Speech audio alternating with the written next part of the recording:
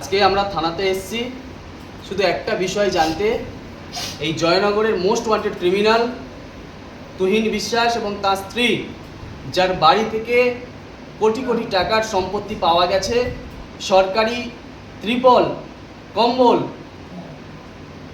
সরকারি ত্রাণের সম্পত্তি, এই সমস্ত কিছু পাওয়া গেছে।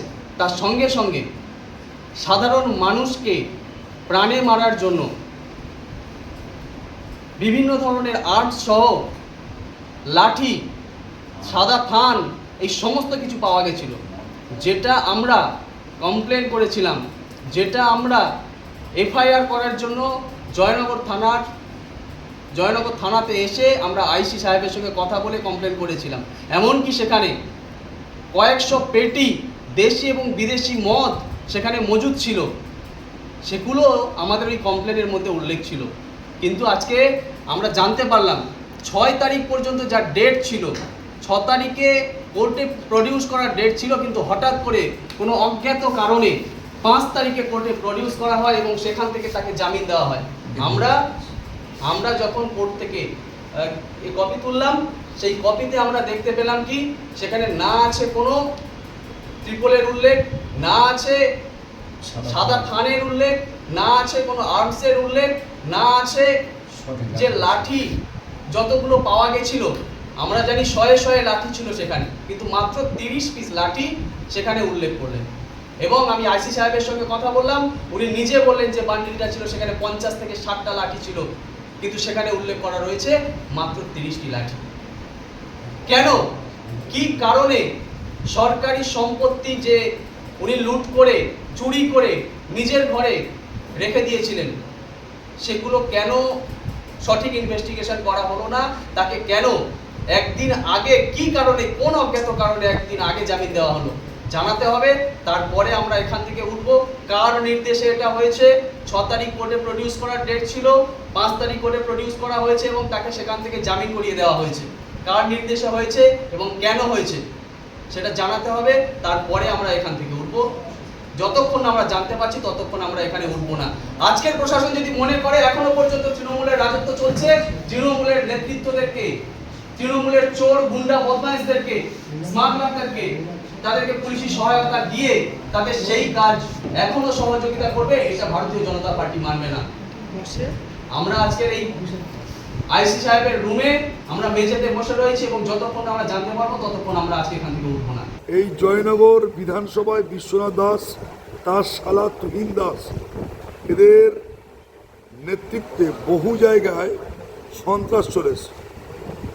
বিজেপির কর্মী কার্যকর্তাদের উপর অত্যাচার 2021 সাল, ঘরবাড়ি লুটপাট ভাঙচুর 2023 সালের, 2024 সাল পৌরসভা নির্বাচন, লোকসভা নির্বাচন, ভয়ঙ্কর সন্ত্রাস চালিয়েছে এবং জনগণের সমস্ত মৌলিক অধিকার, যে প্রাপ্য জিনিসগুলো আজকের পৌরসভার অধীনে সমস্ত অনুদানগুলোকে লুট করে বিক্রি করে দিয়ে জনগণদের কাছে দেয়নি, সেই টাকাগুলো আজকের লুট করেছে।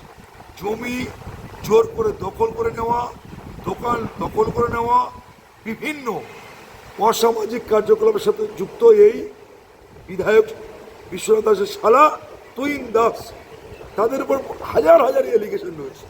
কিন্তু আমরা জয়নগর থানার ভারপ্রাপ্ত আধিকারিকদেরকে দেখলাম গ্রেপ্তার করার পরেও এমন চার্জশিট পেশ করেছে সেখানে কিনা বেল হয়ে সে চলে আসছে, অর্থাৎ বেলেবেল সেকশন দিয়ে এই সমস্ত দুষ্কৃতীদেরকে বাঁচানোর চেষ্টা করছে। তারই প্রতিবাদে জয়নগর আর বিধানসভার সমস্ত বিজেপির কর্মী কার্যকর্তা, মণ্ডল সভাপতি, জয়নগর সাংগঠনিক জেলার সাধারণ সম্পাদক অলোক হালদার সহ একাধিক নেতৃত্ব আমাদের বিজেপির কর্মী কার্যকর্তাগণ, তারা সারা রাত জেগে আজকে জয়নগর থানায় আজকে বিক্ষোভ চালিয়েছে ইমিডিয়েটলি এই বিশ্বনাথ দাস, তার শালা তুহিন দাস, তাদেরকে গ্রেপ্তার করে আর নন বেলেবল সেকশন দিয়ে তাদের উপর চার্জশিট লাগু করতে হবে।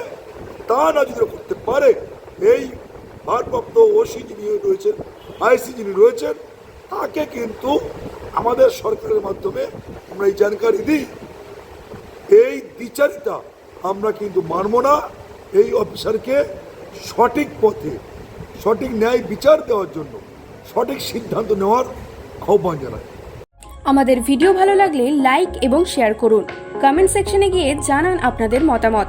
আরও ভিডিও পেতে আমাদের চ্যানেল সাবস্ক্রাইব করুন এবং প্রতি মুহূর্তে খবরের আপডেট পেতে প্রেস করুন বেল আইকন।